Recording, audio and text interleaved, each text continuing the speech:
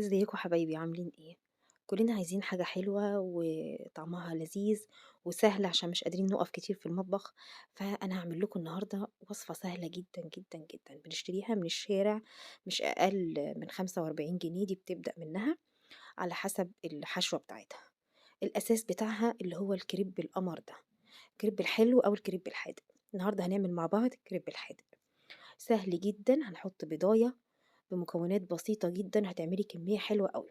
بيضاية وكوباية لبن وكوباية مَيّة، وممكن تحطي الاتنين مَيّة ما فيش أي مشكلة.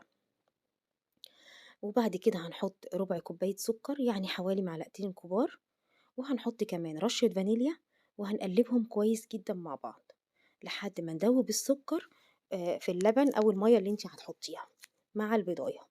تمام كده؟ يعني بضاية وكوبايتين من السائل سواء مَيّة أو لبن أو تخلطي من ده على ده، وربع كوباية سكر ورشة فانيليا، ونقلبهم كويس، وهنحط كوبايتين دقيق. الدقيق بيتحط قد المَيّة أو قد اللبن، يعني لو هتحطي كوبايتين مَيّة يبقى كوبايتين دقيق، 3 يبقى هتزودي، فاهمة؟ تمام كده، هنقلبهم بقى كويس جدًا. إحنا مش عايزين أي تكتلات علشان الكريب بتاعنا ما يطلعش محبب، عايزينه يطلع صافي كده وناعم وجميل. هنقلبهم كويس جدًا، وعلشان كمان نتأكد ونضمن إن هي ما فيهاش أي تكتلات، شايفين هو العجين مش تقيلة ومش خفيفة، يعني سايلة شوية.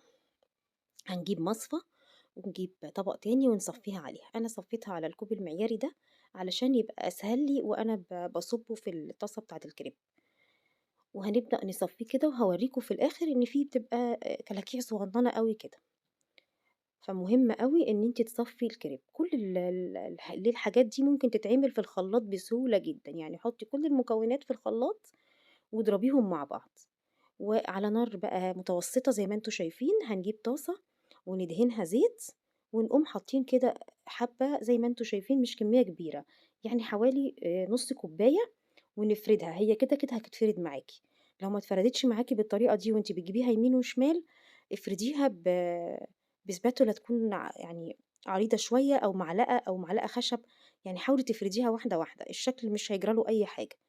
بمجرد ما هتحطيها على النار كده هتبدأ تقِب زي ما أنتم شايفين، وبعد شوية الجناب هتفصل. أول ما الجناب تفصل تعرفي إنها كده تمام استوت، تقلبيها على الناحية التانية كده على طول. الناحية التانية ما بتاخدش أقل من دقيقة، وبعدين نعمل الكمية كلها زي ما أنتم شايفين.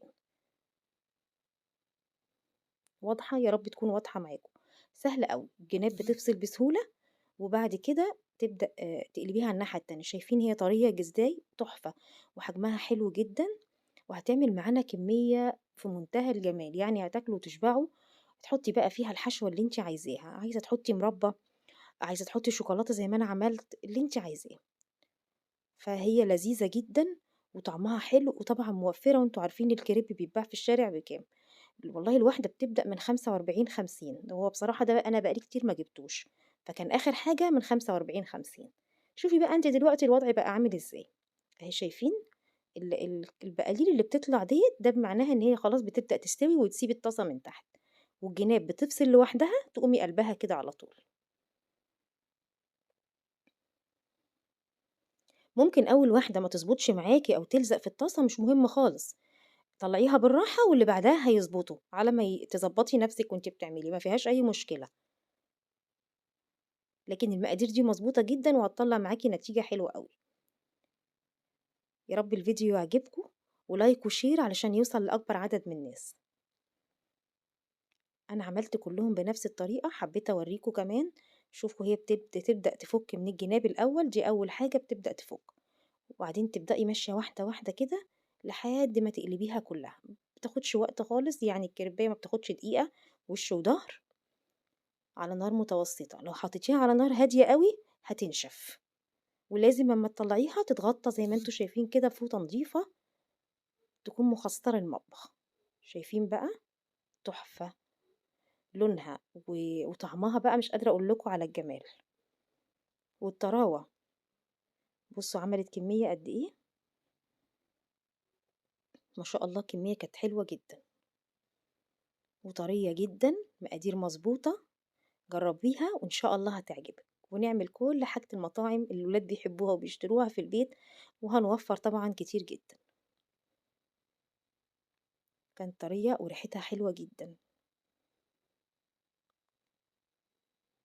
شايفين الجمال؟ أتمنى يا رب الفيديو يعجبكم، ولايك وشير ودعوة حلوة كده منكم.